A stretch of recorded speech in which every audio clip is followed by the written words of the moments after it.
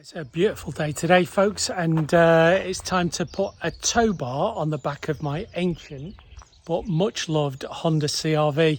And this is the second one that I've had, and I adore them. Honda CRVs go on for ages. All the ones in the UK were all-wheel drive. They've got this kind of quirky all-wheel drive. It's not a Land Rover, you know, but and this is the tow bar that I got. It's came from Witter. It cost me 165 quid. I bought it off eBay. It arrived within a day. Looks pretty robust. It's not as elegant as some of the one of the American ones. There's an American one which is a one-piece one. This one, to make it easier, comes in two pieces, and it kind of slides under the exhaust. So you need to take out all of this from out of the back. Now here's another little secret about these Honda CRVs is this panel here is actually a picnic table. Very rarely used, I've got to admit, but it's a nice idea. Yeah, so if you ever buy a Honda CRV, make sure that it's got that platform in.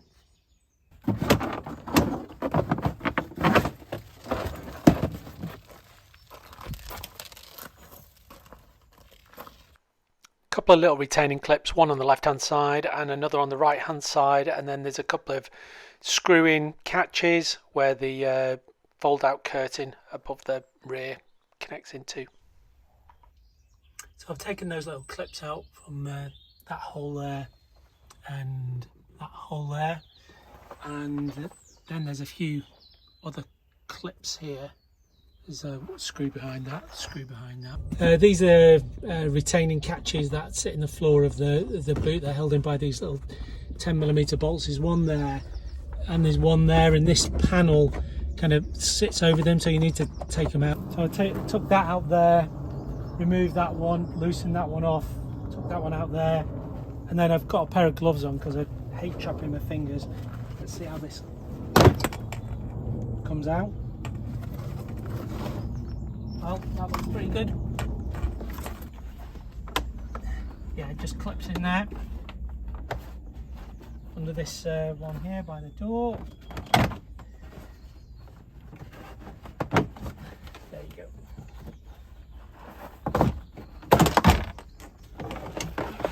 That was actually easier than I expected.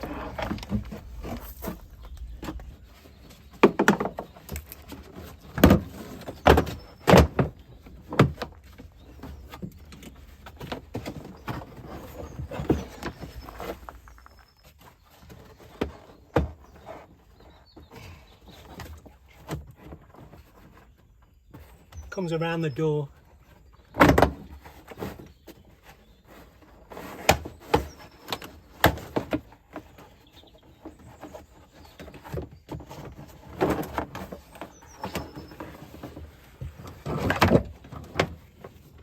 So this is the end can on the exhaust, and there's a mount there, and there's a mount on the other side, and we need to undo those. So it's not pretty, but it works. What I did was just jack up that end can just a little bit, just to take some of the tension off those mounts. So hopefully those mounts should just drop now.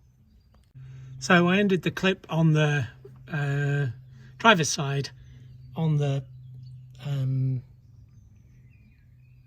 passenger side, it's kind of loose, but if you can see through there, they're the bottom of the countersinks that I need to drill through. So you drill through the floor of the boot, a bolt goes through, you need to drill through those, and then there's spacers that sit within that bar there. And it's even easier to see on the passenger side. So this is that frame member, you can see there. That's where you need to drill through 1, 2, 3, 4.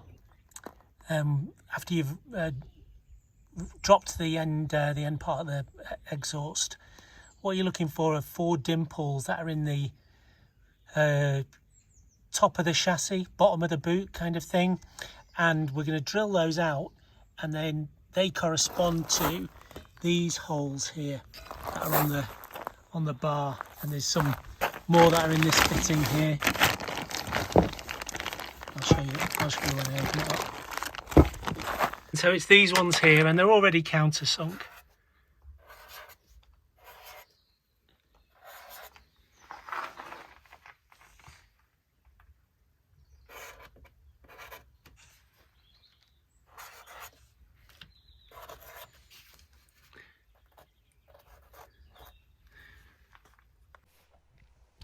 So to save both your and my tinnitus, I am going to drop the sound volume just as I'm drilling through these.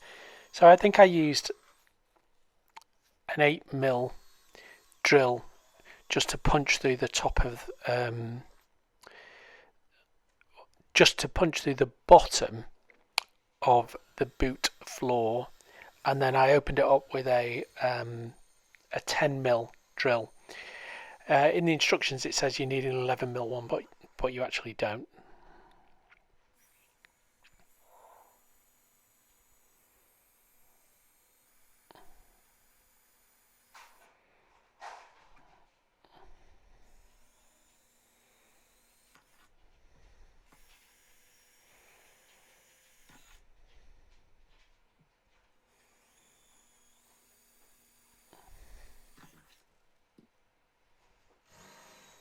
So that's the 10mm drill that went through.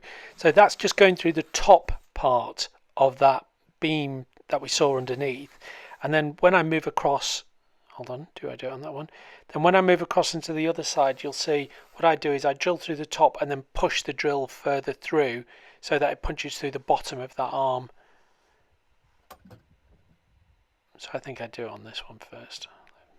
I go through these. I'd love to know what that clear pipe is for there. I assume it's air conditioning or breather pipe or something. Okay, and so then what you need to do is drill through the bottom of that arm. Now the nice thing is that the countersunk on the bottom of the arm as well. So then all that you've got to do is just, and it just punches through quite nicely.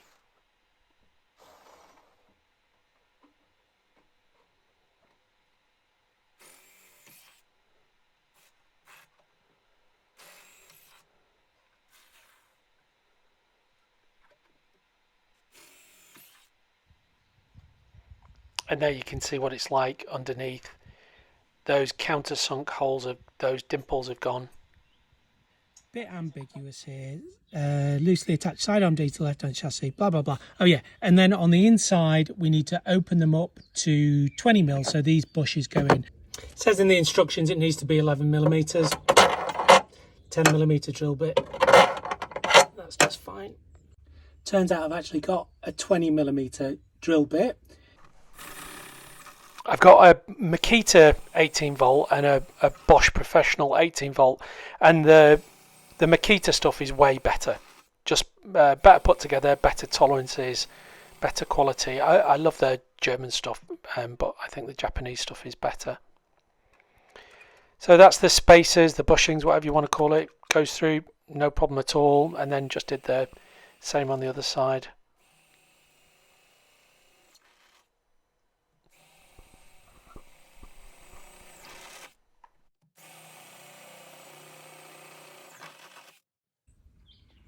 Loosely attached sidearm D, left-hand chassis member, using bolt N and large flat washers inside the boot.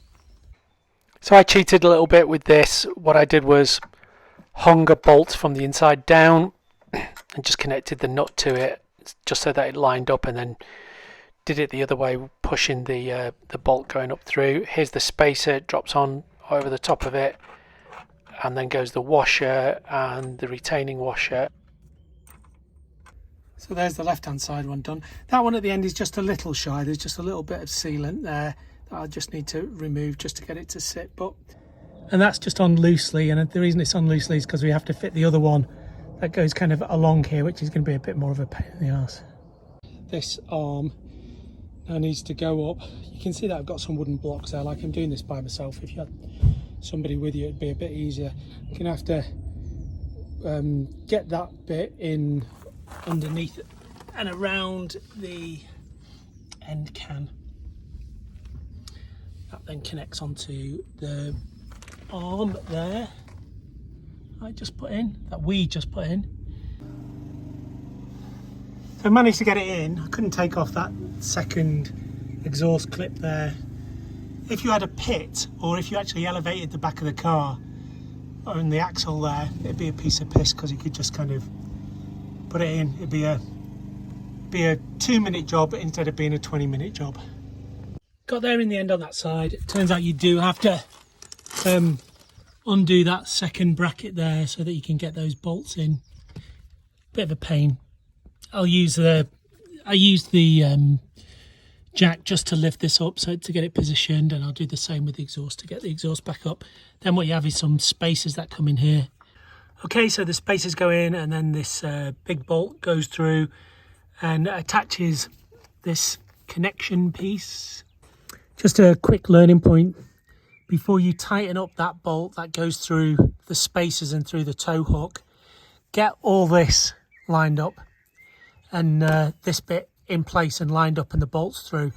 What I did was put that one through, tightened up the spacers, couldn't get this through, and that was because these two arms here were too tight.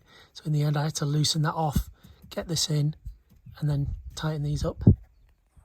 And don't forget to put that on. And then the last job is just to put the tow ball on and do up these. Then that's it. Electrics I'll do tomorrow.